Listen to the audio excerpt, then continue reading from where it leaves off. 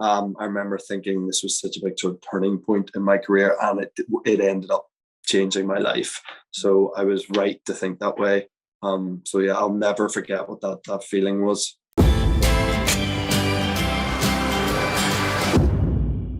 Hey Jamie, such a pleasure Hey, to Olga. have you today. How you doing? I'm all right. You win best prettiest background, I think. Thank you so much. That is the nicest thing anyone's ever said. Thank you. I just screened The Tourist and oh my God, I was just like, I need more. I need more. It is so captivating. I mean, you play a man who sort of his world is turned upside down because he can't, remember who he was. Where did you go creatively as an actor to bring this to life? Yeah, it's cool. It's interesting, Olga, because usually you have like, offered to you and presented to you for an audience, and certainly as an actor, when you're reading a script for the first time, you're sort of given an insight into the world of someone, and you see their family life, and you see the vocation they have, and you start to get a good sense of who this person is and build your character around that. But with this, you're denied all of that, and like you just become like an audience member, and it's sort of revealed to you over the course of the scripts who this guy is, why he was where he was at the beginning when we first see him, and it all starts to get pieced together. So you're sort of building that character through what is being revealed to you. So it's like an interesting process, and it's different to what I'm sort of used to. But I guess you're trying to play it as sincere as possible in terms of as these aspects of his life are revealed to him, you're playing them as sincerely as possible in terms of like you are acting like you are hearing these for the first time and responding in a way that you sort of naturally would, because some of them are pretty jarring and some of them are pretty ugly in terms of like what is revealed to him from his past, so I think trying to play those things in the moment as best you can was my approach to it. You're awake. Sir, can you tell me your name? You've got like amnesia. Yeah. That is awesome. And definitely, I mean, speaking of sincerity, the idea of, our lives changing as much as we know it was something we all experienced last year during the pandemic. Did you maybe draw on some of that when you were bringing it to life? I remember there was a scene where, the crash has happened and you're sort of looking around, and I'm like, was this what it was like to come back to set after, a year long of madness? Yeah, it was a bit like that. I was lucky. I got to shoot a movie called Belfast that came out. We were the first production to start shooting in the UK in a COVID era, I guess. And particularly for that one, there was a sense of like, how do we do this again? But also like, we're so lucky to be doing this. Coming at a time where nobody knew where the next job was coming from. Every production was being cancelled, shut down, put on hiatus. There wasn't a lot of sort of purposeful activity in the industry.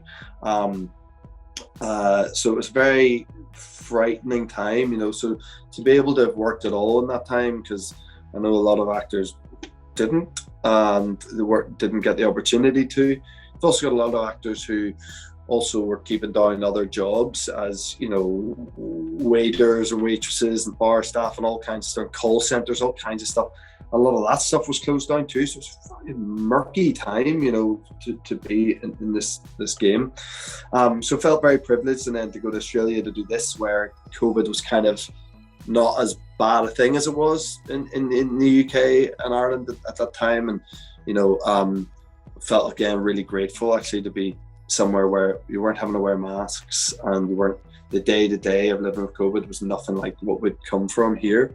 So there was that sort of lucky to be, healthy and safe, I guess, and working. And I think the man has a bit of that when he first emerges, that he's lucky to be alive and relatively healthy, but then everything's revealed to him as so dark as to why he found himself in that place that it turns on its head. I'm glad you brought up Belfast, because I was going to make a little reference to it. I mean, we saw you singing in that film, and we also saw you singing in this when you were singing along to the radio before the big event happened. So yeah. Stop singing, Jamie. So when are you going to be in this upcoming musical? When is it coming? But funnily enough, I was meant to do a musical. No way! Yeah, I was. I was meant to do a musical. It got announced and everything. It was all going to happen, and then What musical was that? it was the opera Carmen. They're Oh. doing a sort of updated version of that for film. Actually, Paul Mescal ended up doing it from normal people, who'd be much better than me, I'd imagine, and younger and more handsome and more in demand. But so I sort of nearly did one. Yeah, I found myself singing. I think I'm right in saying certainly 4 jobs in a row I've sang in, maybe even 5. So it's becoming a bit habitual. And I don't know why that is. You can go years and years without singing in anything, and then suddenly you find yourself singing a bit.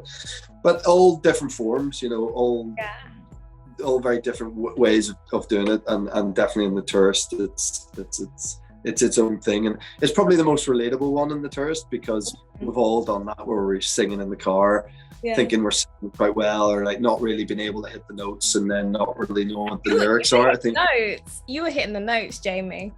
Well, I think we were purposely trying to make it that it was out of my range, that it was a wee bit too high for me, which it was. We did a couple where I sang it in a lower register, and it was much easier to hit the notes, but we thought it was kind of funnier if it was slightly out of my comfort zone. I think the universe is calling for it. Jamie Dornan in a musical. Let's make that happen. Maybe. What's one moment in your life and your career that you would hate to forget? Oh, wow. When I got cast in The Fall, I had a real sense of it being a massive turning point. And I remember the enormity of getting that part. I'd never worked for the BBC before. I'd never even done like a small part in the BBC. I'd auditioned a lot for the BBC at this stage, but I'd never got anything. So then suddenly be the co-lead in something of that sort of magnitude, with scripts that were that good and that ambitious, was just massive. It was huge for me. I've been lucky. I've worked with BBC a few times since that, and obviously The Tourist is BBC production.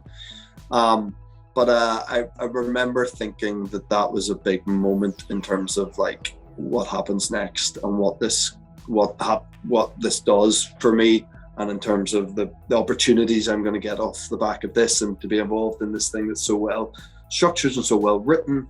I remember thinking this was such a big sort of turning point in my career, and it ended up changing my life. So I was right to think that way. So yeah, I'll never forget what that feeling was. I love that so much. But speaking of huge, I mean, I'm going to be a little bit cheeky here. I've heard some tea spill about you being in the MCU. Jamie, what can you share? What can you share that you haven't spilled already? I tell you what, I can totally debunk the whole thing for you if that helps you as an exclusive. I think what happened was, like often with press, things get taken out of turn or get slotted into a way that fits a certain narrative. I think I mentioned that I'd met Kevin Feige, who I have met on a general meeting, but it was years ago. I haven't spoken to him in a long time.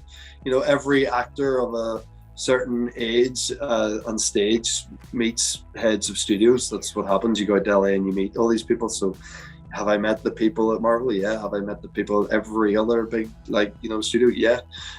So I think it was that, and someone then decided to take that and act like I'd been talking to them recently about being in something. So yeah, there we go. The things people take out of context, it's ridiculous. Well used to it now. Well, but speaking of, upcoming things, I mean, in The Tourist, they talked a lot about Australian Survivor. So have you been continuing with your Australian TV shows? I'm not that up to date with them. I probably know more because I have my whole family out there with me. Like my kids got very into Bluey, which is a cartoon they have, which is like massive out there. It's kind of like Peppa Pig scale, like what that is here. Bluey is like the equivalent out there. So definitely I've watched a lot of that. But yeah, I mean, like so many of us of a certain generation grew up with Home and Away and Neighbours, and it's like that sort of thing where you realize, like Foster's as a beer in Australia, they don't drink Foster's, and they don't know that much about Home and Away and Neighbours.